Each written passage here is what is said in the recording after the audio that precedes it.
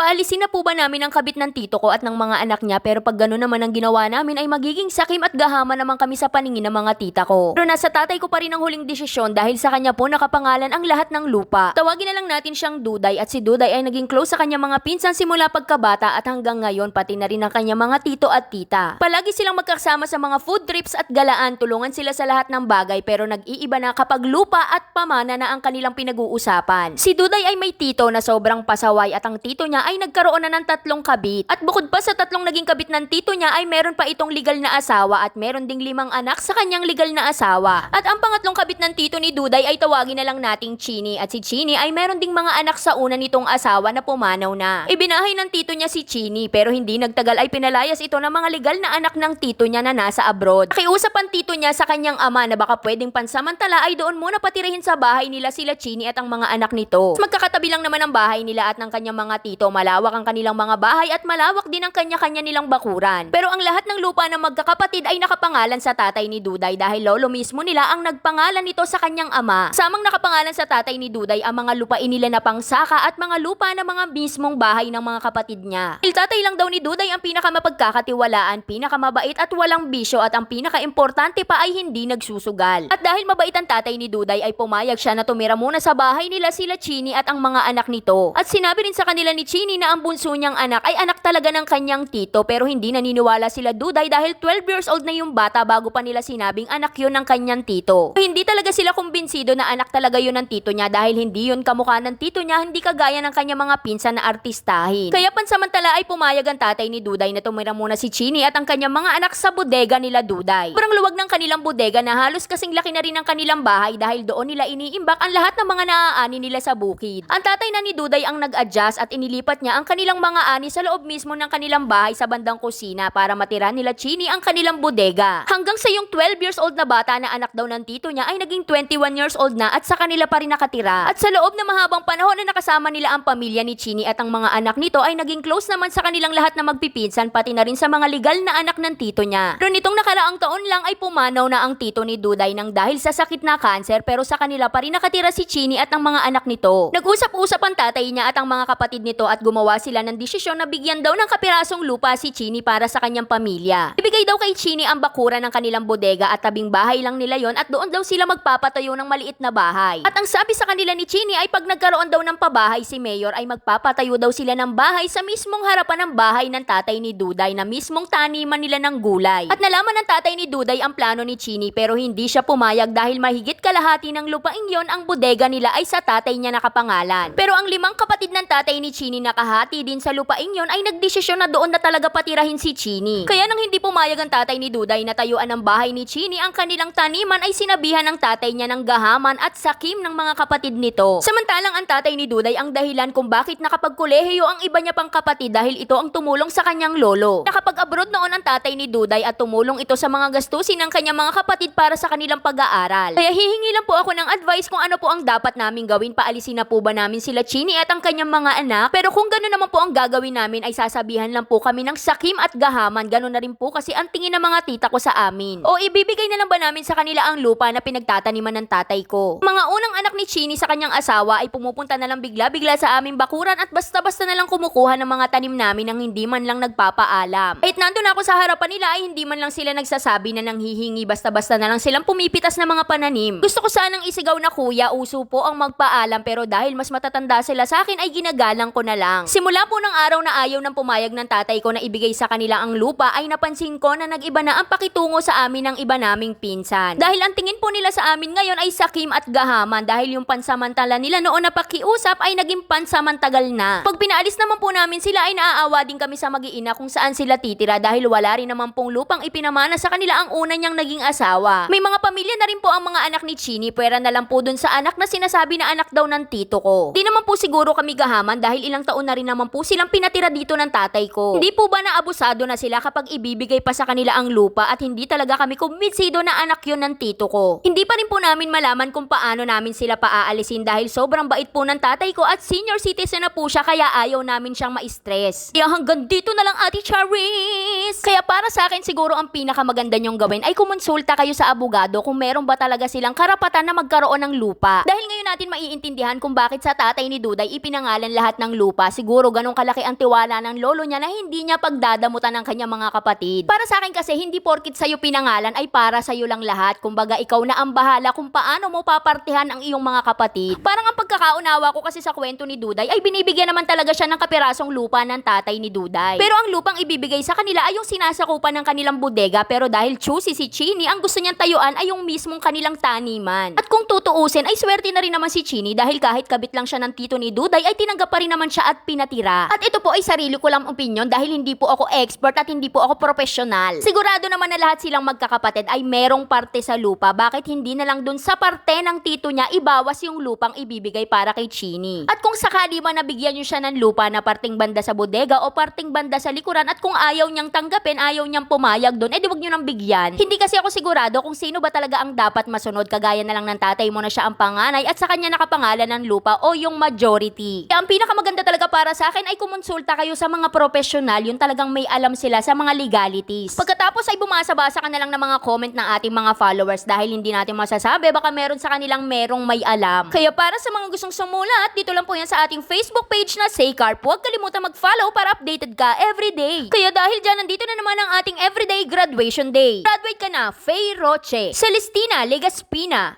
Rana, Bahug Sairil, Ligo James. Kaya yun lang. Like and share para alam mo naman namin bukas. Bye-bye!